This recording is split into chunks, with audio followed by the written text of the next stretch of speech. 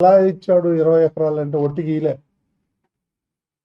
నేను ఆ అజయ్ కుమార్ అనే అతను కలిసాను. ఆయన ఇచ్చిన కంప్లైంట్ కూడా ఉంది నా దగ్గర, మీకు కాపీలు ఇస్తా. ఆయన్ని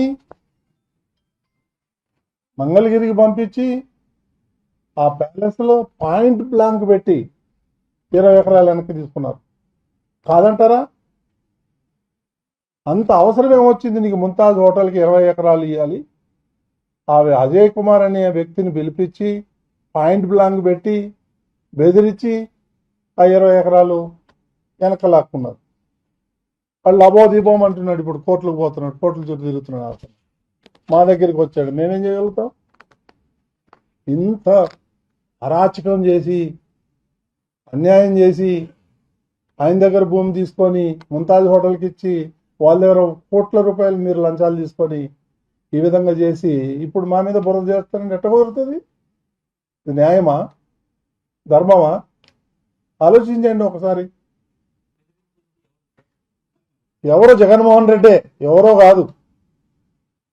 అప్పటి ముఖ్యమంత్రి జగన్మోహన్ రెడ్డి ఆయనే పిలిపించి, మీరు అజయ్ కుమార్ అనే అతను ఇక్కడే ఉంటాడు తిరుపతిలో, మీరు ఆయన అడగండి. నాకు కంప్లైంట్ ఇచ్చాడు, రిటర్న్ కంప్లైంట్ నా దగ్గర ఉంది. నేను బేస్లెస్ ఎలిగేషన్ ఏం చేయను.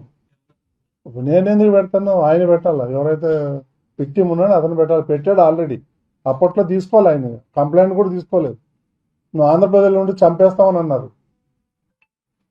ఎన్నో రోజులు బయట దాక్కొని తిరుగుతున్నాడు.